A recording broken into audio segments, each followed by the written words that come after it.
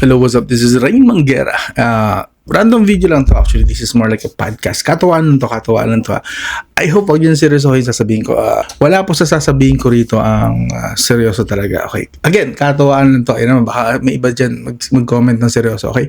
So, disclaimer, this video is not serious. We are just poking fun lang sa mga tao dito sa tech community. Okay? Nothing I say here is accurate or factual. Nakakabahan ako sa mga topic, pero gusto ko lang itong gawin, nakakatuwa lang kasi kung tatamaan ka, huwag ka naman sana magalit, no? Kasi pag nagalit ka, di malalaman ng tao na ganoon ka nga. Kumbaga, ang unang magsalita, siya yung umutot. So just for clarification, take this video and everything I say here as a joke, okay? I hope you can still take jokes, no? Hindi pa naman tayo ganun ka-woke dito sa Pilipinas. But anyway, what your phone says about you, okay? Ano nga ba ang ibig sabihin kapag ganitong phone ang hawak mo? Anong klaseng tao ka? What your phone says about you. Curious ka ba? So again, katuwaan to. So, una-una, mga tig 4K and below na mga smartphones. 4K and below na mga smartphones. No, may tatlong klase dito ng mga tao. Yeah, mga 4K and below. Again, 4K, 39, 38, 37, 35 na mga smartphones. May tatlong klase dito ng tao, okay, na involved. Una, yung unang klase ng tao, first class. Okay, so first class is meron tayong simpleng tao. Sila yung 4K lang ang budget. Mga taong gusto lang nila gumagana yung phone. Mga taong gustong makakatawag lang and matawagan lang din sila. Yun lang. Sila yung mag-i-smartphone na gusto lang chat ng kausap. Like, especially sa family nila, yun lang, sila yung usually mga matatanda to yung gusto lang nila makontak at makokontak. Pareho lang yun makontak at makakontak pala yun. And usually ito yung mga 4K below ang ginagamit pang regalo sa mga matatanda, sa mga lolo-lola, nanay-tatay ng matatanda talaga. Ito yun ito yung mga 4K plus. Yun yung unang category. Andun ka ba? Wala ka doon. Pangalawang category dito sa 4K and below is mga bardagol users.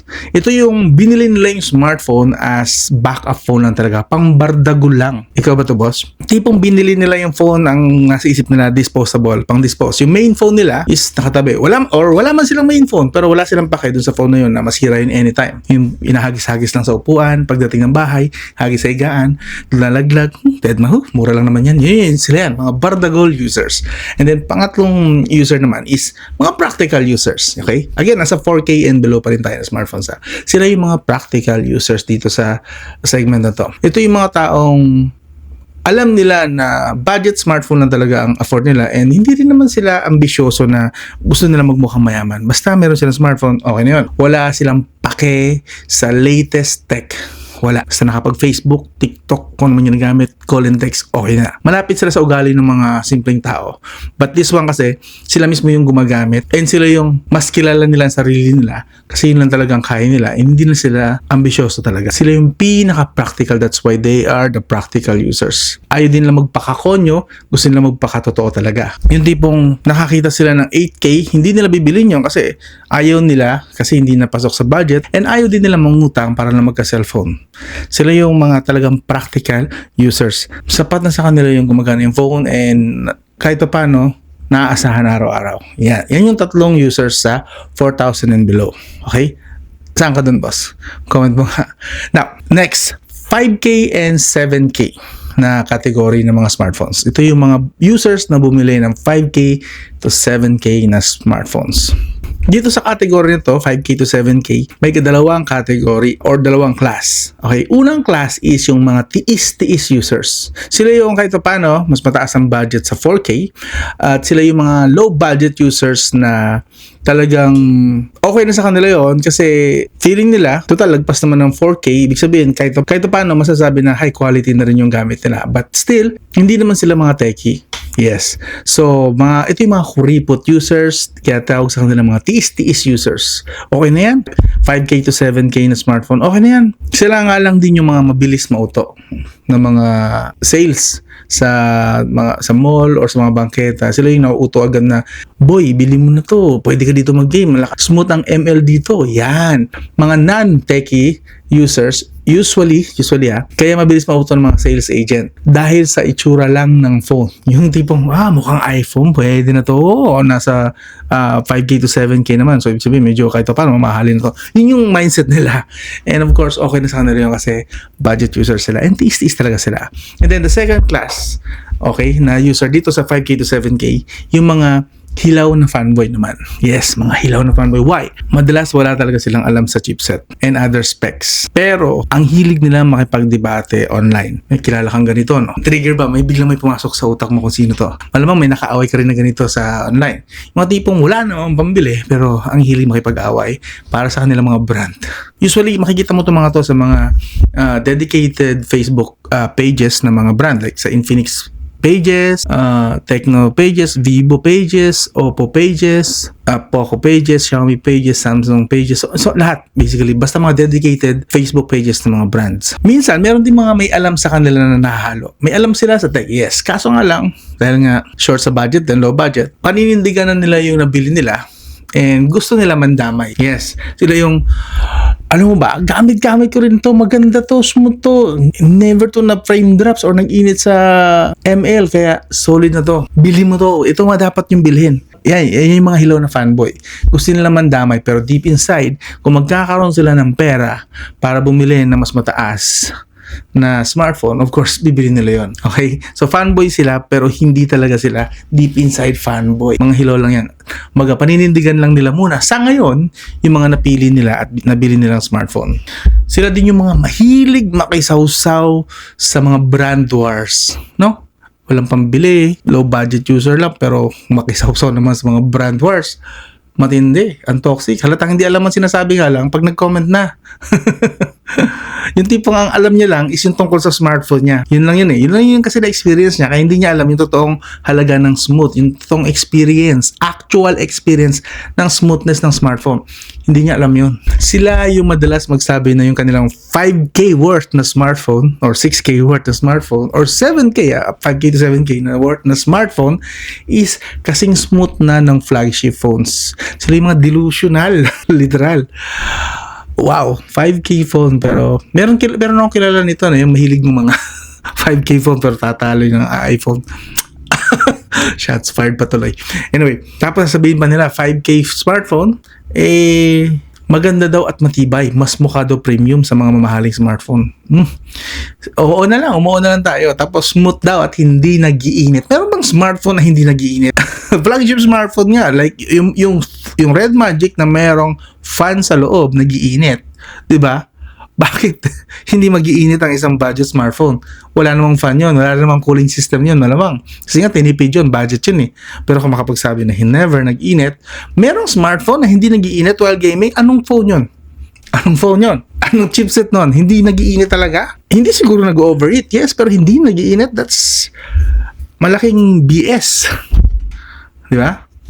But anyway, real talk lang sa mga 5K to 7K smartphone users.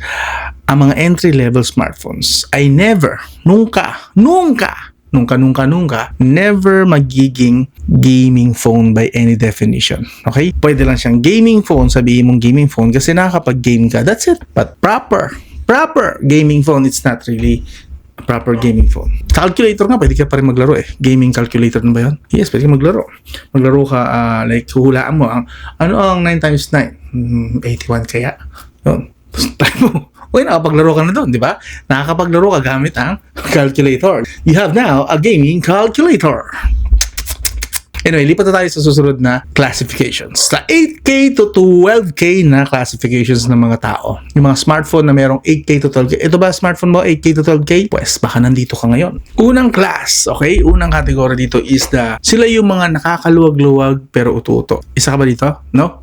Usually, no offense meant masyado ha, pero usually ito yung mga nagkatrabaho na and then nagka-pair ng konti. So, yan, kaya na lang bumili ng lower mid-range ka nga. 8K to 12K nga lang na smartphones. Mga nakakaluwag-luwag ng konti sa sahod or nakapagtabi ng konti para bumili ng mas malakas na smartphone. Sila yung may budget ng konti pero slightly OA or mas taas ang expectations sa smartphone na binili nila. Kasi nga naman, worth 12K na to eh.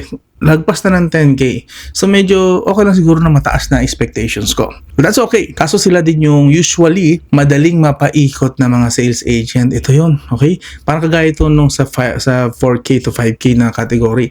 But this one, medyo high stakes na nga lang ng konti. Sila yung madaling mauto dahil ang ganda ng phone, and then sasabihan ng sales agent na budget po ito na gaming phone, or ang ganda na po ng camera nito, kaya mas mahal to sa mga below 10K na smartphone. Ito yung madaling mapaikot, and feeling naman nila honest talaga yung mga sales agent. While yes, okay naman yan, sales agent din ako dati, alam ko yan. So huwag nyo akong i-share bash kasi alam ko rin naman ng kalakaran na yan. But of course, let's just admit yung truth, no? We don't say bad things about yung binibenta natin product. Why would we? Di hindi na sila bumili, di ba? Nung nagkaroon ako ng tindahan, or parents ko actually, bata pa ako nun eh. And siyempre ako yung nagbabantay. So, nung nagkaroon ng tindahan, you don't say na lasang panis na to, makunat na yan. You don't say that. Hintayin mo na sila makapansin. And kung hindi nila mapansin, good. Nabenta ko na yun. Dispatch ko na yun. Same goes with these smartphones. They will never tell you the negative things about their smartphone na binibenta because it's not really pabor sa kanila. Okay? So, real talk, casual gaming lang ang best na makukuha mo sa presyohan na 8K to 12K. Casual gaming lang talaga. Yun po ang totoo dyan. Okay? So, I would really recommend ito para maayos na lang din siguro itong word na to, is para hindi kayo maging uto-uto. Huwag kayong pupunta ng mall or pupunta ng tindahan ng smartphone na hindi nyo pa alam kung anong gusto nyong bilhin. It has to be meron na kayong desisyon. Meron na kayong nakahandang napagpipilian sa utak nyo. So, para pag nandun kayo, kahit na anong bola sa inyo ng sales agent, hindi kayo nagpapaniwala agad. Hindi kayo agad napaikot at parang, wow, ba't ko nga pala binili to? Sabi kasi maganda, pag uwi ko, anong langya ang bagal? Nagbubutol-putol ng signal. Pumasok ako ng bahay, wala na, naging H na lang yung signal sa mobile data. Worse pa nga, E. Nawala na yung 4G and LTE. Naging E na lang. Yung LTE, nawala yung LTE, naging E na lang yung signal. That's edge connectivity. Oh my God, that's kilobytes na lang yata yun per second. So yun, sila yung madaling mauto usually na medyo may kaya ng konti. Kaya tawag sa kanila, nakakaluwag-luwag na auto-auto. And then the second class, ito, marami matitrigger dito. This second class is the aggressive fanboys. Okay, kanina, meron tayong hilaw na fanboy. Sila yung wala namang alam pero nakiki-brand wars. Nakikisali sa brand wars. But this one, the 8K to 12K users, sila dito nag-i-start yung mga aggressive fanboys. Okay? Mga feeling naka-flagship smartphone dahil malaking pera na sa kanila yung 8K to 12K. Feeling flagship na yan.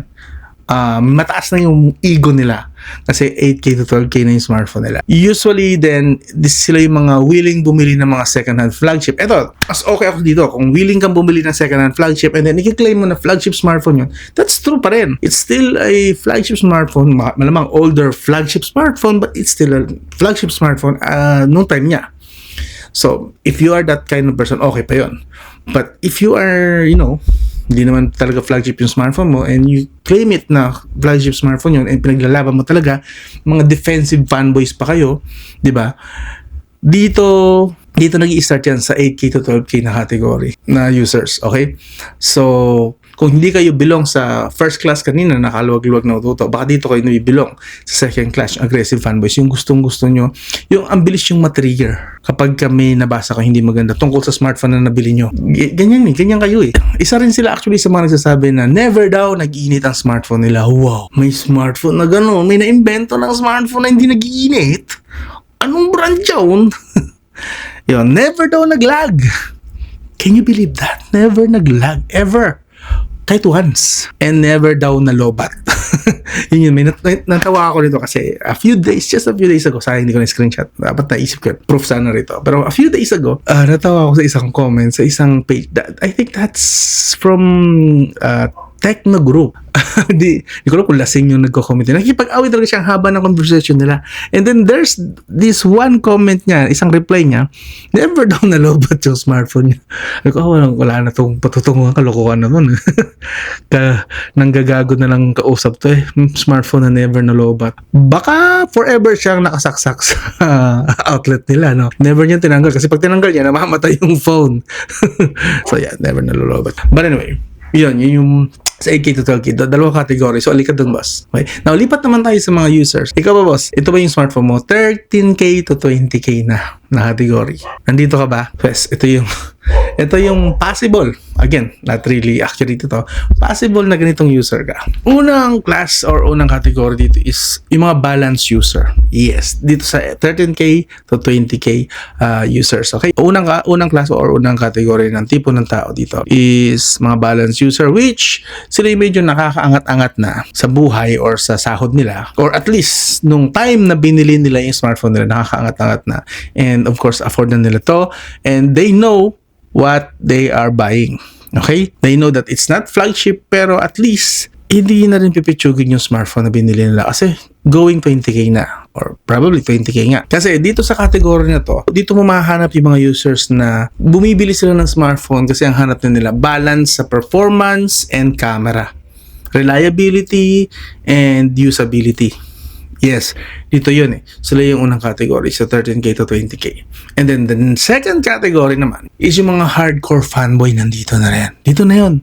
Ang tawag sa kanila is hardcore fanboy. Kanina, aggressive fanboy lang. Sila yung mga atake ng atake pero wala naman talaga ibubuga. But this one, hardcore fanboy, sila yung ma-atake kasi alam nila may ibubuga na yung mga smartphone nila. So, feeling hardcore gamers to mga to. Porque nasa 20K. Porque malapit na mag 20K yung smartphone nila, feeling nila hardcore gamer na sila kasi hardcore na yata yung chipset ng nabili nila. Okay, para mga Qualcomm Snapdragon 8S Gen 3, 8S Gen 4 na mga users yata ito, or MediaTek 8200, 8300 to 8400 or 8350 na mga Dimensity to. Dito yun. And possible na mga 8 plus Gen 1, 8 Gen 2, and mga iQOO siguro 8 Gen 3. Meron bang iQOO 8 Gen 3 na below 20K? Meron na yata, 8 Gen 3? I'm not sure, but feeling ko meron na. Kung wala pa, magkakaroon na yan. Sila yung mga nandito eh. Kasi feeling nila, porque flagship yung chipset or malapit sa flagship yung chipset or high mid-range yung chipset, hardcore gamers na sila.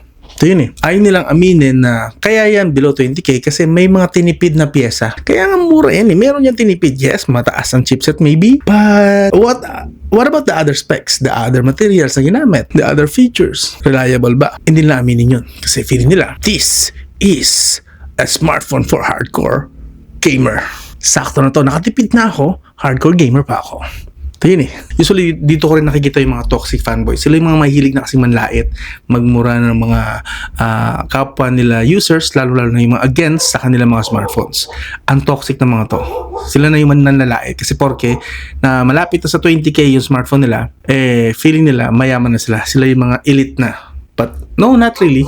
Wake up. You're not really one of the elites. Nasa mid-range pa rin ng smartphone mo. And possibly, yeah, dyan yung mga high-end nga yung chipset pero ang bilis naman mag-overheat ng smartphone.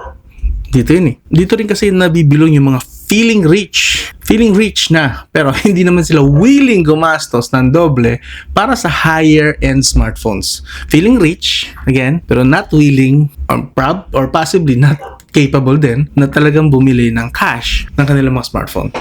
Mas mataas ang entitlement ng mga taong ito. Pero in fairness naman, mas mabusisi sila pagdating sa specs kasi for some reason, inaalam na talaga nila at inuunawa nila kung ano yung smartphone na binili nila. Okay? Pero real talk, nakaasa lang din naman kay Google. Yes. Ito yon, the second category, the hardcore fan. Pero hopefully hindi ka rito, doon ka sa unang category which is the balanced user. Saan ka ba din, boss? Baka sabihin na sa comment section. Sabihin nyo na lang, yung mga pinagsasabi ko, no? Sabihin nyo lang yung kung magkano yung smartphone nyo. Kung kaya nyo lang naman, kaya nyo i-reveal sa comment section. 13K to 20K ba? Or yung 8K to 12K ba? Tapos sabihin mo kung anong category ka doon, okay?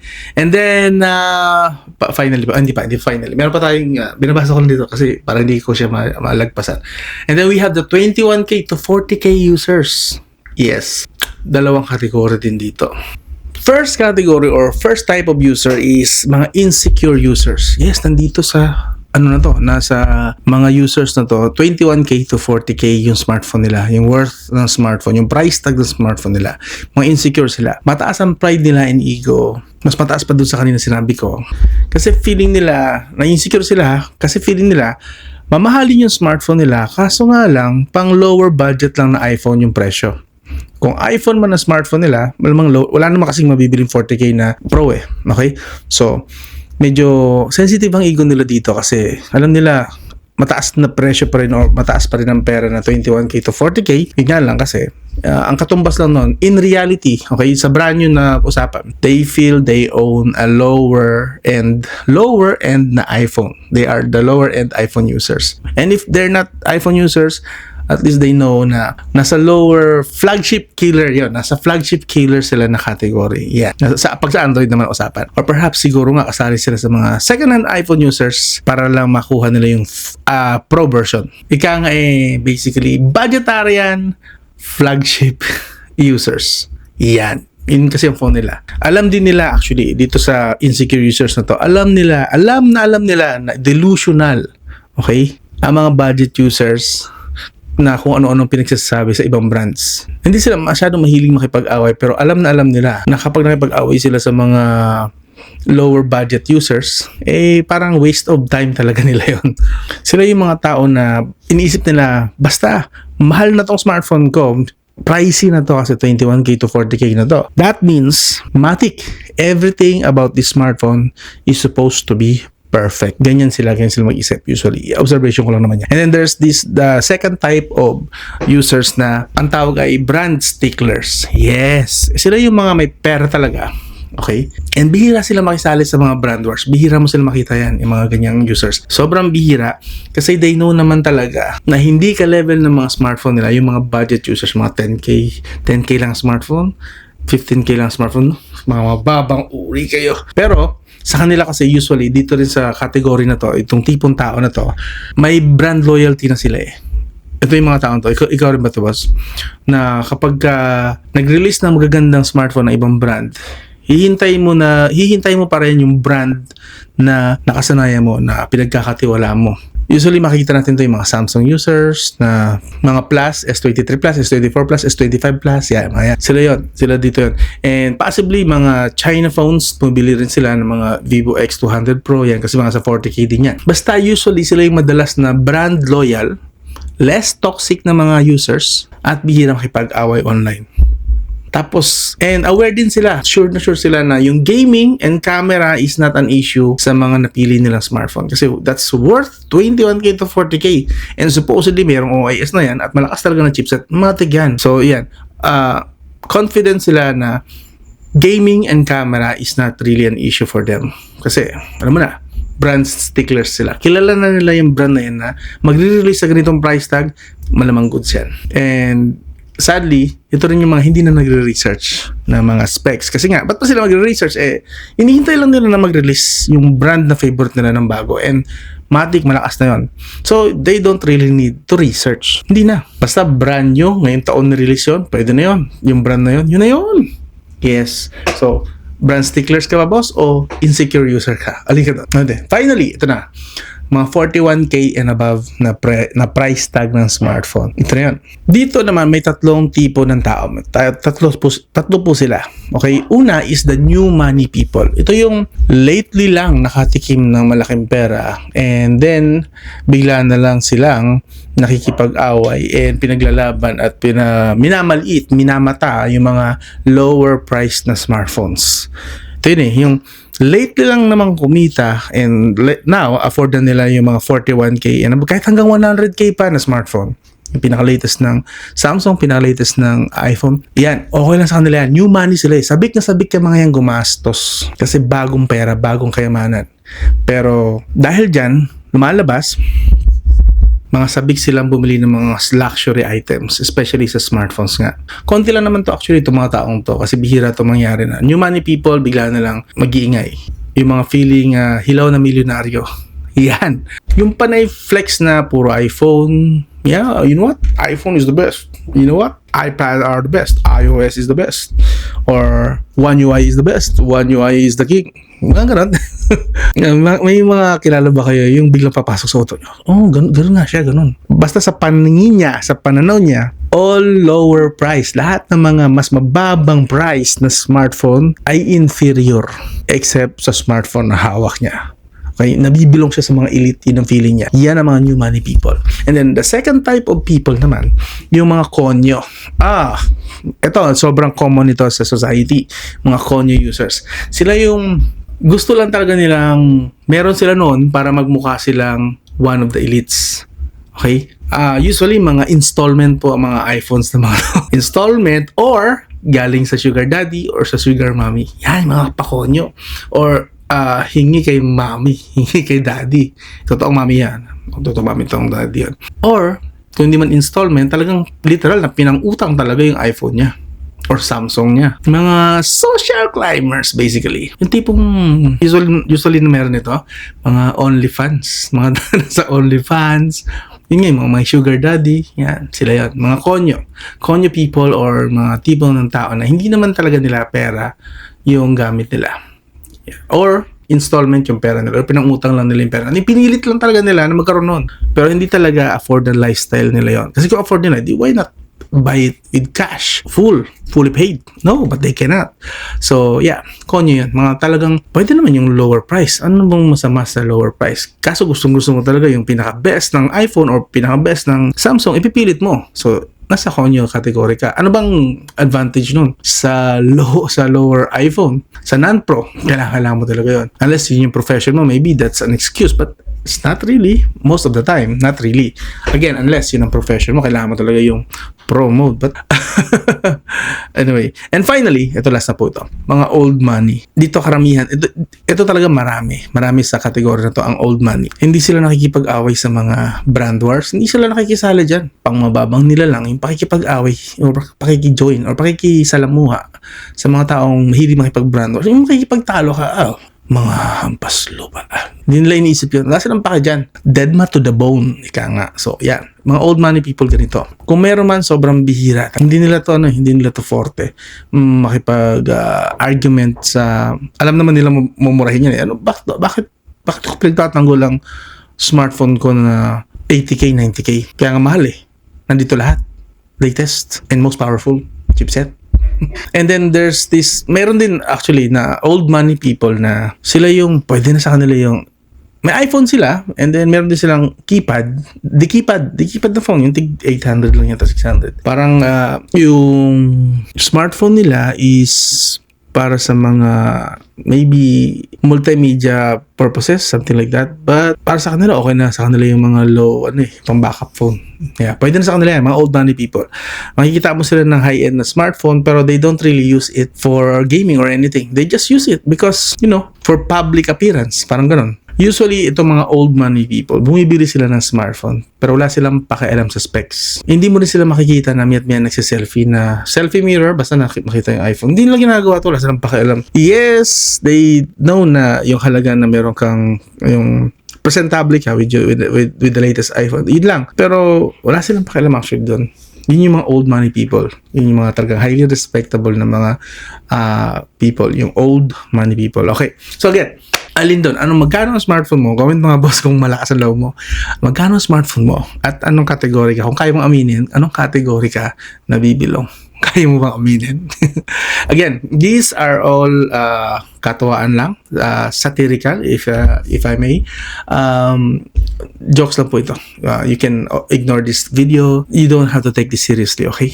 Observations ko lang ito, and none of this is factual. Wala pong actual experiment na ginawa para dito. I just observe people, and this is napansin ko na ganito. Sa tagal ko, dekada na mahigit sa industriya, from technician to other technician, and magkakaroon ng sariling shop, and so on and so forth.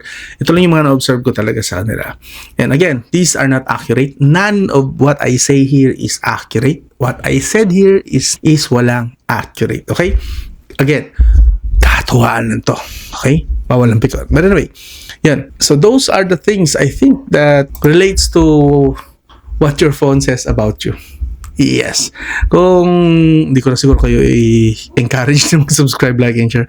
Parang ang content na to, hindi na makasubscribe. But if you think so, andyan lang po yung subscribe or like, dislike if you don't like it. Again, katuwaan na to. This is Rain Manguera. Iba naman pag-usapan natin next time. Yung mga best chipset naman for 2025, maiba lang, no? Or kaya gaming, best games na hindi pa natin na-feature dito. What do you think? Comment kayo, suggest nga kayo na. Pero marami na ako actually dito sa list ko ng mga next na topic. Pero kung meron kayong preferred na gawa na agad natin ng video and tugma doon sa nakalagay sa listahan ko, okay, sure, let's do that. Yun na. Rain Manguera, I'll talk to you again soon.